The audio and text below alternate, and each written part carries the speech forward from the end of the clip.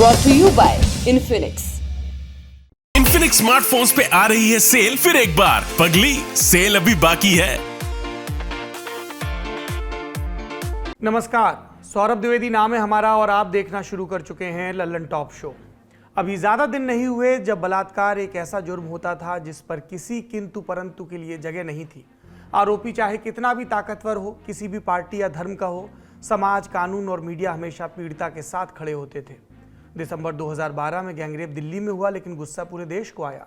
ऐसा जबरदस्त विरोध हुआ कि मनमोहन सिंह की यूपीए सरकार को साल भर के भीतर कानून बदलना पड़ा। बावजूद इसके जब 2013 में दिल्ली में विधानसभा चुनाव हुए तो निर्भया गैंगरेप एक बड़ा मुद्दा बना जिसने शीला दीक्षित सरकार को गिराने में अहम भूमिका निभाई। थोड़ा और पीछे चलिए, दिल्ली का ही प्रियदर्शनी मट्टू रेप और मर्डर केस 1996 में अपराध हुआ। 1999 तक मामला घिसटता रहा क्योंकि आरोपी संतोष कुमार सिंह के पिता का रसूख था, वो पुलिस में बड़े अधिकारी थे। जब संतोष बरी हो गया तो इतना हंगामा मचा कि सीबीआई को फैसले के खिलाफ दिल्ली हाई कोर्ट में अपील करनी पड़ी।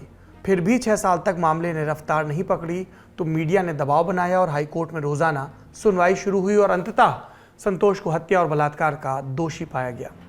और पीछे चलते हैं, 1972 का मथुरा रेप केस। यहाँ शहर की नहीं, लड़की की बात हो रही है जिसे मथुरा नाम दिया गया।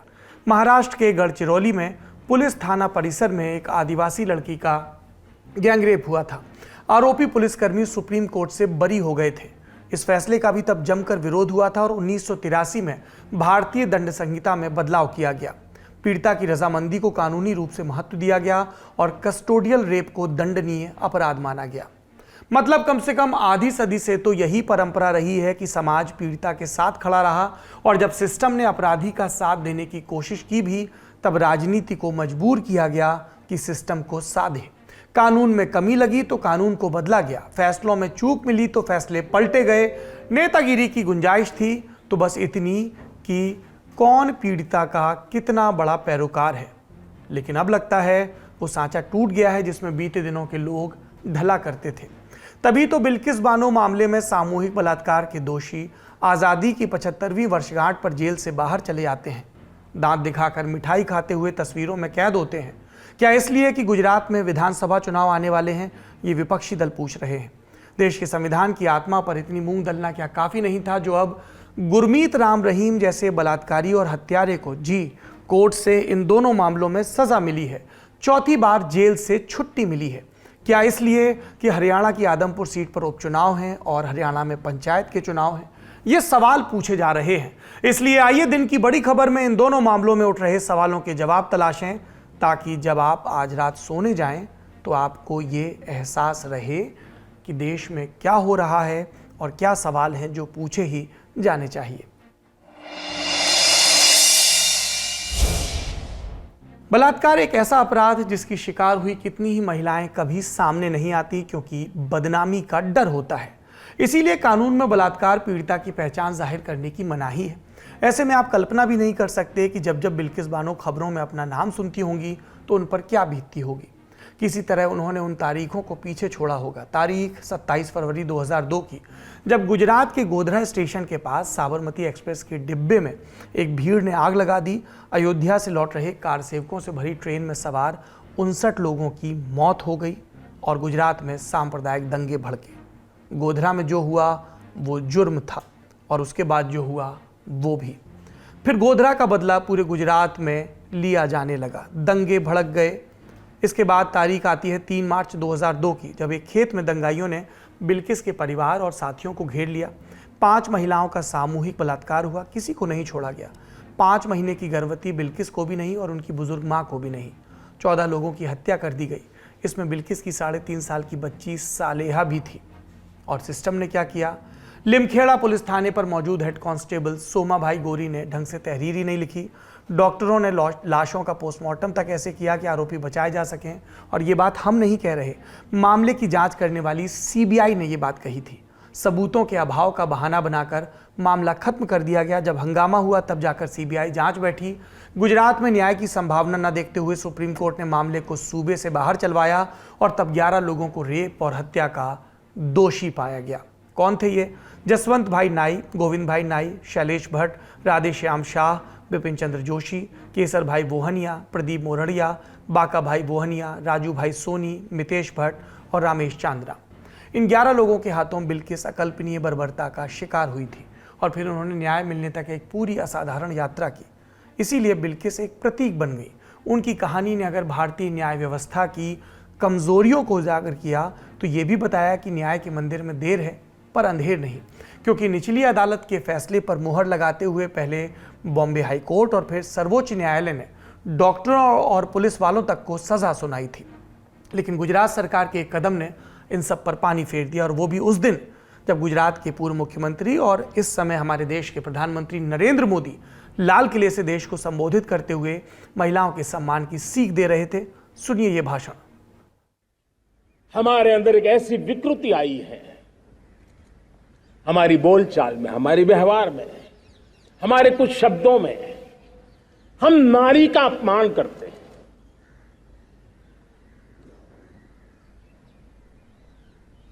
क्या हम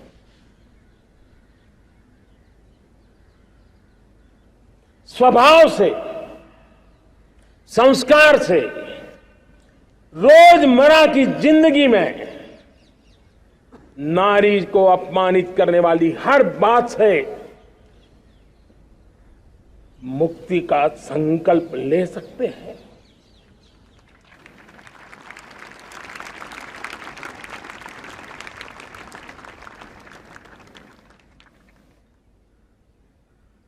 नारी का गौरव राष्ट्र के सपने पूरे करने में बहुत बड़ी पूंजी बनने वाला है। यह सामर्थ्य मैं देख रहा हूं। जब देश के प्रधानमंत्री नरेंद्र मोदी देश की स्त्रियों की बात करते हैं तो वो सिर्फ चुनावी बात या बयान नहीं लगती है, इसके पीछे उनकी नीतियों का वजन भी दिखता है। उज्ज्वला योजना की बात हो या शौचालय बनाने की बात या फिर बेटी बचाओ बेटी पढ़ाओ जैसे अभियान, देखकर लगता है कि सरकार गंभीर है, सिर्फ बयानों में नहीं, पॉलिसीज और उनके इम्प्लीमेंटेशन में भी। खास तौर पर जो अगली योजना है हर घर नल जल, इसको भी इसी संदर्भ में देखा जाता है। तो एक तरफ तो सरकार का ये रुख है, दूसरी तरफ एक और सरकार है, उसका क्या रुख है जानिए। इस बयान के कुछ ही घंटों के भीतर 11 बलात्कारी और हत्यारे गोधरा की एक जेल से बाहर आ गए। चोरी छिपे नहीं, दिन दहाड़े। वहां इनके माथे पर तिलक लगाया गया, मिठाई खिलाई गई। कहा जा सकता है परिवार के जन थे, बहुत खुश थे कि जेल से छूट गए। उस समय गुजरात के अतिरिक्त मुख्य सचिव गृह थे राजकुमार। उनका इंडियन एक्सप्रेस अखबार में दिया एक बयान भी काफी चर्चा में आया। छूट देते वक्त सजा के 14 साल पूरे होने, उम्र, अपराध की प्रकृति, जेल में व्यवहार जैसे कारकों पर विचार किया गया था। यह था बयान। शुरुआत में इस फैसले को भी अदालतों के सिर मढ़ने की कोशिश की गई। तभी तत्कालीन सीजेआई एनवी रमन्ना को कहना पड़ा कि हमने रियायत नहीं दी, हमने तो बस रियायत पर विचार करने का आदेश दिया था। दरअसल राधे श्याम शाह ने सजा में रियायत की गुहार लगाई थी। इस रियायत को कहते हैं रिमीशन। इसमें दोष या सजा का चरित्र नहीं बदलता, बस अवधि कम हो जाती है। मामला गुजरात हाईकोर्ट से होते हुए सुप्रीम कोर्ट पहुंचा था, जहां से मई 2022 में आदेश आया कि गुजरात सरकार एक समिति बनाकर 1992 की नीति के तहत रिमिशन पर विचार करे। इसका मतलब दोषियों को छोड़ना है या नहीं, ये गुजरात सरकार पर छोड़ दिया गया। 1992 की गुजरात रिमिशन नीति कहती है कि इंस्पेक्टर जनरल प्रिजन्स एक जेल एडवाइजरी कमेटी की राय लें। इस कमेटी के अध्यक्ष थे पंचमहल के जिला मजिस्ट्रेट सुजल मयात्रा। मयात्रा के साथ कमेटी में और भी कई अधिकारी थे। कौन से अधिकारी थे? पंचमहल के पुलिस अधीक्षक, गोधरा जेल के सुपरिटेंडेंट, पंचमहल के जिला कल्याण अधिकारी, गोधरा सेशंस जज। इन नामों पर किसी को आपत्ति नहीं हो सकती, लेकिन जब हम कमेटी के बाकी सदस्यों को देखते हैं तो एक दूसरी तस्वीर सामने आती है। द स्क्रोल पर छपी एक रिपोर्ट के मुताबिक कमेटी के कम से कम 5 सदस्य ऐसे थे जो भारतीय जनता पार्टी से जुड़े हुए थे।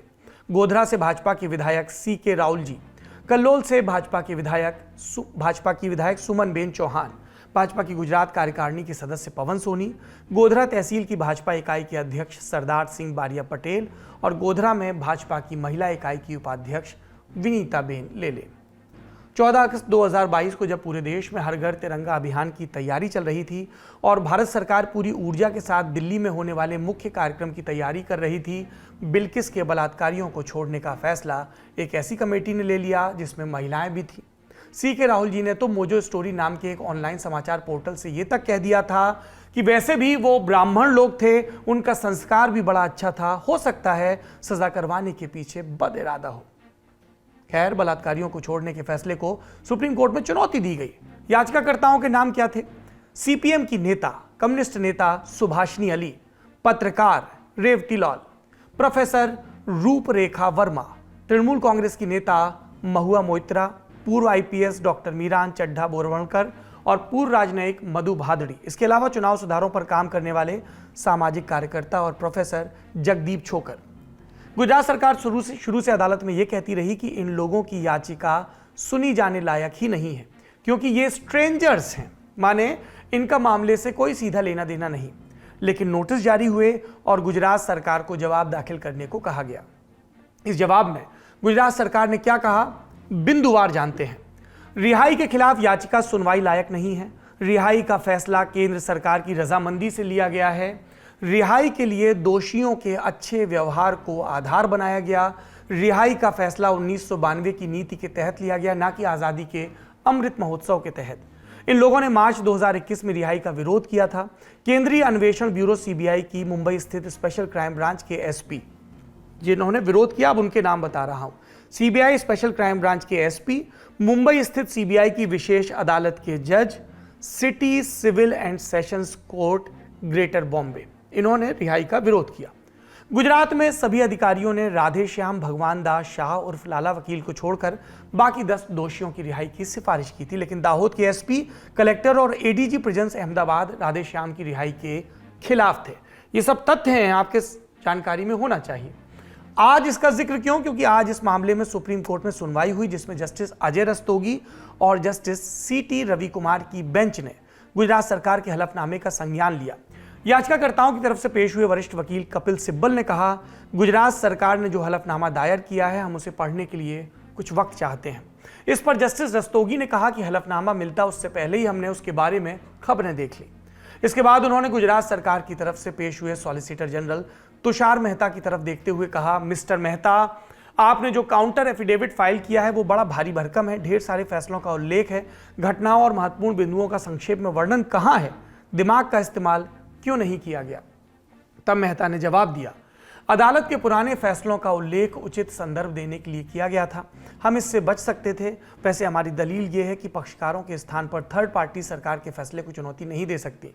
तभी एक और वकील ने इस मामले में एक और याचिका लगानी चाहिए, तब बेंच ने कहा, पर्याप्त याचिकाएं लग चुकी हैं, कई नामी वकील बहस कर रहे हैं, ऐसे में अब और रिट याचिकाएं नहीं ली जाएंगी। फिर मेहता ने कहा कि यही समस्या है, सिर्फ नाम के लिए याचिकाएं लगा दी जा रही हैं। इसके बाद बेंच ने आज के लिए सुनवाई को विराम दिया। मामले में अगली तारीख लगी 29 नवंबर 2022। इस रोज तक याचिकाकर्ता गुजरात सरकार और सामूहिक बलात्कार के दोषियों के काउंटर एफिडेविट पर अपना जवाब दाखिल कर सकते हैं। यहां तक आते आते आप मामले के सभी प्रमुख तथ्यों को जान गए हैं। अब आते हैं सवालों पर। यह सही है कि सुप्रीम कोर्ट ने 1992 की नीति के तहत रिहाई पर विचार करने को कहा था, लेकिन इस एक तर्क के पीछे सरकार पूरी तरह नहीं छिप सकती। कानून के जानकार बार बार ध्यान दिलाते हैं कि एक होता है लेटर ऑफ लॉ, यानी कानून में लिखा क्या है, और दूसरा होता है इंटेंट ऑफ लॉ, यानी कानून की मंशा क्या है। जाहिर है, कानून की तकनीकी बारीकियों का पालन करते हुए उसकी भावना को नहीं नकारा जा सकता, और कानून की भावना क्या है, ये हमने खुद गुजरात सरकार के फैसलों में देखा। साल 2014 में गुजरात की सरकार ने सजा माफी नीति को संशोधित किया। नई नीति के तहत कई श्रेणी के दोषियों की रिहाई पर रोक लगाने के प्रावधान हैं, जैसे बलात्कार और हत्या के दोषी। 2014 की ही नीति में यह भी कहा गया कि अगर किसी दोषी के मामले की जांच सीबीआई ने की है तो केंद्र सरकार की सहमति के बिना राज्य सरकार सजा माफी नहीं कर सकती। इन बातों के आलोक में 1992 की नीति का हवाला देकर 11 बलात्कारियों को रिहा कर देना कानूनी नहीं तो कम से कम नैतिक आधार पर सवालों के घेरे में आता है। सीबीआई केंद्र को रिपोर्ट करती है और केंद्र में उसी पार्टी की सरकार है जिस पार्टी की सरकार गुजरात में है, भाजपा की। तब गुजरात सरकार ने सीबीआई और सीबीआई अदालत की राय को वजन क्यों नहीं दिया जो इस रिहाई के खिलाफ था? आखिर ऐसी क्या मजबूरी थी कि बलात्कारियों को 15 अगस्त के दिन न सिर्फ रिहा होने दिया गया बल्कि उनका सार्वजनिक रूप से सम्मान हुआ, और भाजपा नेताओं ने इस फैसले का शुरुआती तौर में स्थानीय नेताओं ने बचाव किया, बाद में स्पष्टीकरण भी आए, लेकिन सारी बातों पर भारी होती है ठोस कार्रवाई। अगर वाकई गुजरात सरकार को लगता है कि बलात्कारियों को समाज से दूर रहना चाहिए, तो फिर वो इस फैसले का इतनी शिद्दत से बचाव क्यों कर रही है? और क्या याचिकाकर्ताओं द्वारा उठाए गए बिंदु सिर्फ इसलिए झुटलाए जा सकते हैं कि वो मामले में पार्टी नहीं है, स्ट्रेंजर है? इसीलिए सरकार की नीयत पर सवाल उठ रहे हैं और बलात्कारियों की रिहाई को गुजरात चुनाव से जोड़कर देखा जा रहा है। कांग्रेस के प्रवक्ता कह रहे हैं कि इसमें भारतीय जनता पार्टी चुनावी लाभ देख रही है और गृह मंत्री अमित शाह का नाम भी लिया जा रहा है। और भाजपा क्या कह रही है? केंद्रीय संसदीय कार्य मंत्री प्रहलाद जोशी ने एक टीवी चैनल से बात करते हुए यही कहा कि जो हुआ कानून के तहत ही हुआ। इससे पहले महाराष्ट्र के उप मुख्यमंत्री और भाजपा के नेता देवेंद्र फडणवीस साफ तौर पर कह चुके हैं कि बलात्कारियों का सम्मान नहीं होना चाहिए था। कई भाजपा की नेताओं ने इस रिहाई का, इस रवैये का विरोध भी किया था, जिस पर खूब सार्वजनिक चर्चा हुई, मसलन शाजिया इल्मी। लेकिन अभी तक किसी ने यह नहीं कहा कि बलात्कारियों को इस तरह रिहा नहीं किया जाना चाहिए था और इस पर फैसला बदलना चाहिए, और कहा भी तो उस मांग पर ध्यान नहीं दिया गया। चलते चलते आपको बिल्किस बानो का हाल भी बता देते हैं। राज्य सरकार ने बिल्किस को 5 लाख का मुआवजा देने की बात कही थी, लेकिन बिल्किस ने इसे बढ़ाने के लिए सुप्रीम कोर्ट का दरवाजा खटखटाया। यहां से उन्हें 50 लाख मुआवजा देने का आदेश हुआ, साथ में एक घर और नौकरी। इतना हाई प्रोफाइल केस होने के बावजूद बिल्किस तक ये सब नहीं पहुंचा है। बीते दिनों बिल्किस के पति ने इंडिया टुडे से बात करते हुए कहा था कि पहले भी डर था, लेकिन अब 11 दोषियों की रिहाई के बाद डर बढ़ गया है। हम अपनी जगह बदलते रहते हैं और सार्वजनिक जीवन से छिपते रहते हैं। हमारे पास कोई सुरक्षा नहीं है, हमें अभी भी घर और नौकरी नहीं मिला है, हमारे पास अभी के लिए कोई कानूनी टीम नहीं और भविष्य के कानूनी विकल्प के बारे में पता नहीं है। अब एक दूसरे मामले का रुख करते हैं, जिसका प्रसंग ऐसा ही कुछ है। रेप के दोषी और राजनीति के घालमेल का ये एक और संगम नजर आता है। हरियाणा में भी इसका उदाहरण मिलता है। क्या है उदाहरण? डेरा सच्चा सौदा का प्रमुख राम रहीम 2 साध्वियों के रेप के मामले में दोषी पाया गया। 20 साल की बामशक्कत कैद की सजा हुई। साल था 2017। इसके अलावा राम रहीम को पूर्व डेरा प्रमुख, प्रबंधक रंजीत सिंह और पत्रकार रामचंद्र छत्रपति की हत्या के मामले में भी दोषी करार दिया गया है। बावजूद इसके 3 दिन पहले यानी 15 अक्टूबर को उसे पैरोल मिल गई। हरियाणा की सुनारिया जेल से वो 40 दिन के लिए बाहर आ गया। बाकायदा गाड़ियों के काफिले के साथ वो यूपी के बागपत पहुंचा, जहां उसका आश्रम है। अनुयायियों ने जश्न मनाया। आते ही उसने प्रवचन देना भी शुरू कर दिया। राम रहीम की तरफ से क्या बोला गया इस पर आएंगे, पर पहले यह समझ लीजिए कि पैरोल क्या होती है। पैरोल कैदियों के लिए एक तरह का पुरस्कार होता है, लेकिन तकनीकी रूप से ये एक करार होता है जेल और कैदी के बीच, जिसमें उसे कुछ शर्तों के साथ घर परिवार के बीच जाने दिया जाता है।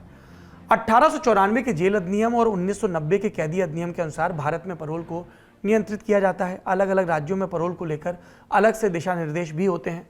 इसमें कैदी को कम अवधि के लिए अस्थायी रूप से छोड़ा जाता है, ताकि वो अपने परिवार या सामाजिक गतिविधियों से जुड़ा रहे। कोई भी आरोपी दोष सिद्ध होने के 1 साल बाद पैरोल के लिए प्रार्थना पत्र दायर कर सकता है।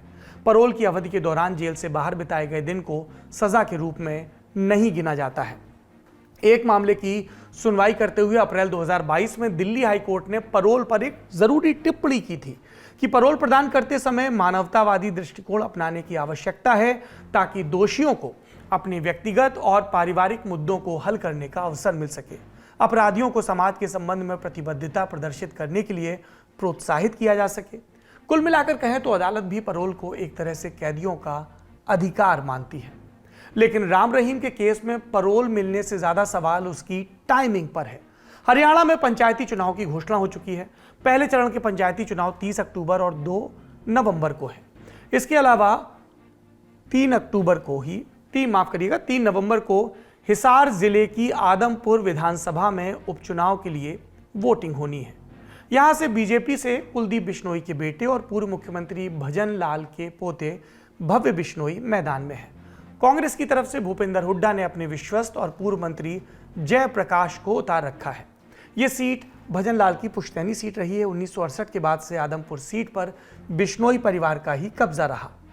आम आदमी पार्टी के मैदान में आने से मुकाबला त्रिकोणीय नजर आ रहा है। एक बात और है, कुलदीप बिश्नोई अभी तक कांग्रेस में थे, अब वो इसे छोड़कर भाजपा में आए हैं।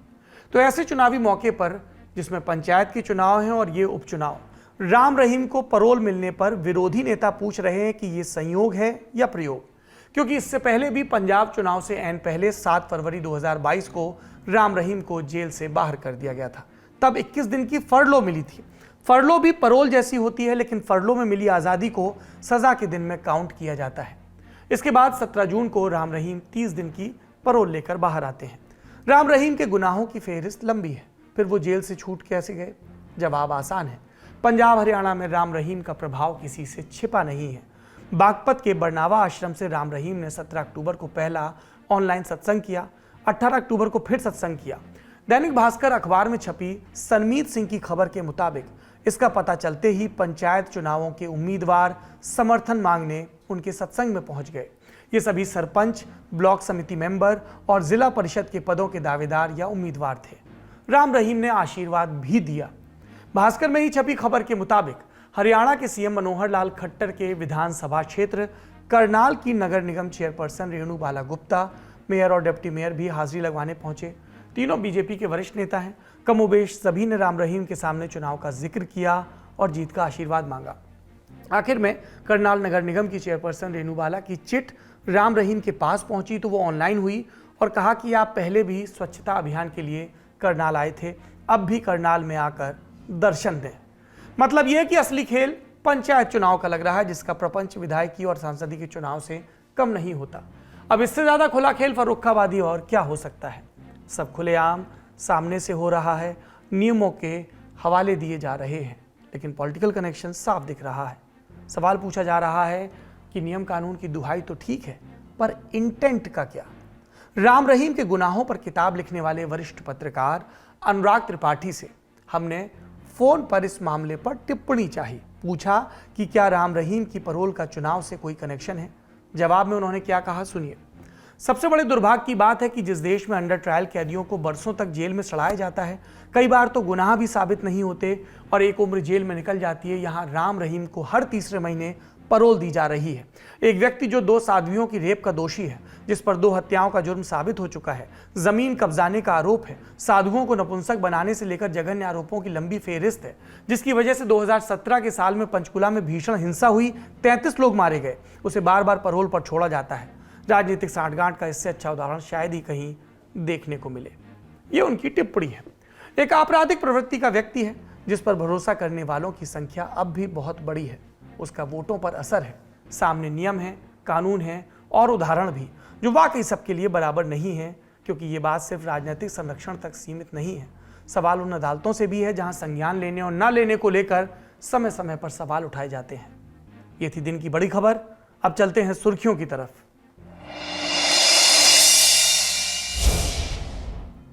पहली सुर्खी उत्तराखंड में हुई बहुत दुखद घटना से जुड़ी है। आज सुबह केदारनाथ के पास एक हेलीकॉप्टर क्रैश हो गया। कुछ देर बाद इस दुर्घटना पर अपडेट आया कि इसमें सवार पायलट समेत 7 लोगों की मौत हो गई। यह हेलीकॉप्टर केदारनाथ धाम से तीर्थयात्रियों को लेकर गुप्त काशी की ओर जा रहा था। दुर्घटना पर प्रधानमंत्री मोदी, गृह मंत्री अमित शाह और दूसरे गणमान्य नागरिकों ने दुख जताया। उत्तराखंड के मुख्यमंत्री पुष्कर सिंह धामी ने हादसे की जांच के आदेश दिए। क्रैश हुआ हेलीकॉप्टर आर्यन एविएशन कंपनी का था। हादसे की वजह मौसम का खराब होना बताया जा रहा है। उत्तराखंड डीजीपी के मुताबिक हेलीकॉप्टर के पायलट ने भी खराब मौसम की जानकारी दी थी। अगली सुर्खी फसलों और किसानों से जुड़ी है।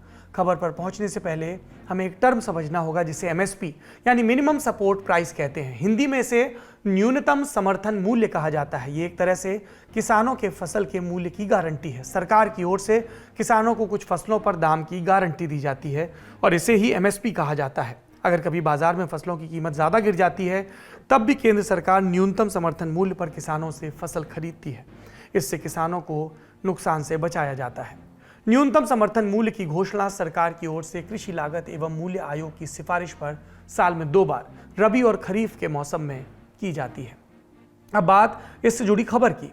आज यानी 18 अक्टूबर को केंद्र सरकार ने रबी की फसलों के लिए एमएसपी में बढ़ोतरी का ऐलान कर दिया। केंद्र सरकार ने गेहूं और दालों के साथ साथ रबी की 6 अन्य फसलों की एमएसपी में इजाफा किया है। सरकार ने गेहूं की एमएसपी में 110 रुपए, जौ की एमएसपी में 100 रुपए, चने की एमएसपी में 105 रुपए, मसूर में 500, सरसों में 400, कुसुम की एमएसपी में 209 रुपए की वृद्धि की है। अगली सुर्खी भारतीय क्रिकेट कंट्रोल बोर्ड के अध्यक्ष से जुड़ी है। पूर्व भारतीय क्रिकेटर और 1983 की वर्ल्ड कप विजेता टीम के सदस्य रोजर बिन्नी बीसीसीआई के नए अध्यक्ष बन गए हैं। आज मुंबई में हुई बीसीसीआई की वार्षिक बैठक में रोजर बिन्नी को बोर्ड का 36वां अध्यक्ष चुना गया। अब बीसीसीआई के पूर्व अध्यक्ष हो चुके सौरव गांगुली ने नए अध्यक्ष रोजर बिन्नी को बधाई देते हुए कहा कि जो नया ग्रुप सेलेक्ट हुआ है वो चीज़ों को आगे बढ़ाने का काम करेगा। बीसीसीआई अच्छे हाथों में है, भारतीय क्रिकेट मजबूती के साथ आगे बढ़ रहा है। फिलहाल बीसीसीआई में हुए अंदरूनी बदलावों के बीच भारतीय टीम से जुड़ी एक और अहम बात सामने आई। बीसीसीआई के सचिव जय शाह ने साफ कर दिया है कि भारत साल 2023 में एशिया कप के लिए पाकिस्तान का दौरा नहीं करेगा। पहले कयास लग रहे थे कि टीम इंडिया इस सीरीज के लिए पाकिस्तान का सफर कर सकती है। अगली सुर्खी का संबंध इंटरपोल से है। यह है क्या, पहले इसे समझते हैं। दरअसल इंटरपोल एक अंतर्राष्ट्रीय पुलिस संगठन है। इस संगठन के दुनिया भर में 195 देश सदस्य हैं। ये देश एक सिक्योर नेटवर्क के जरिए इंटरपोल के डेटाबेस का इस्तेमाल करते हैं, संदिग्ध अपराधियों और फर्जी दस्तावेजों से जुड़ी जानकारियां अपलोड करते हैं। अब इंटरपोल करता क्या है? इंटरपोल के दो मुख्य काम हैं। पहला, सेंट्रलाइज्ड क्रिमिनल डेटाबेस को मेंटेन करना। हर देश का अपना नेशनल सेंट्रल ब्यूरो होता है। ये ब्यूरो इंटरपोल के डेटाबेस से जुड़े होते हैं। इन्हें अपराधियों की पहचान के लिए डेटाबेस की इजाज़त होती है। इंटरपोल का दूसरा काम नोटिस जारी करने से जुड़ा हुआ है। इंटरपोल अलग अलग कलर के नोटिस जारी करता है, जैसे मिसिंग पर्सन के केस में येलो नोटिस, लावारिस लाश मिलने की स्थिति में ब्लैक नोटिस, खतरे की चेतावनी देने के लिए ऑरेंज नोटिस और वांटेड लोगों की तलाश या गिरफ्तारी के लिए रेड नोटिस जारी किया जाता है। आज इसी इंटरपोल की दिल्ली में बैठक हुई। ये बैठक 18 अक्टूबर से 21 अक्टूबर तक चलेगी। इसमें 195 देशों के मेंबर हिस्सा ले रहे हैं। भारत में ये बैठक 25 बरस के बाद हो रही है। इस सभा को संबोधित करते हुए प्रधानमंत्री मोदी ने आतंकवाद के खिलाफ दुनिया भर में एकजुटता पर जोर दिया, साथ ही साइबर क्राइम को बड़ा खतरा बताया। इंटरपोल की इस सभा में पाकिस्तान की फेडरल इन्वेस्टिगेशन एजेंसी के महानिदेशक मोहसिन बट भी शामिल हुए। जब पत्रकारों ने उनसे पूछा कि क्या वे अंडरवर्ल्ड डॉन दाऊद इब्राहिम और लश्कर तैयबा के प्रमुख हाफिज सईद को भारत को सौंप देंगे, तो इसका जवाब देने से उन्होंने इनकार कर दिया। आज का लल्लन टॉप शो यहीं पर समाप्त होता है। अपना और अपनों का खूब ख्याल रखिए। शुभ रात्रि। मिटाने खबरों का गैप रोज रात 8 बजे आएगा Lallan top show live on app. Download करें लल्लन टॉप ऐप।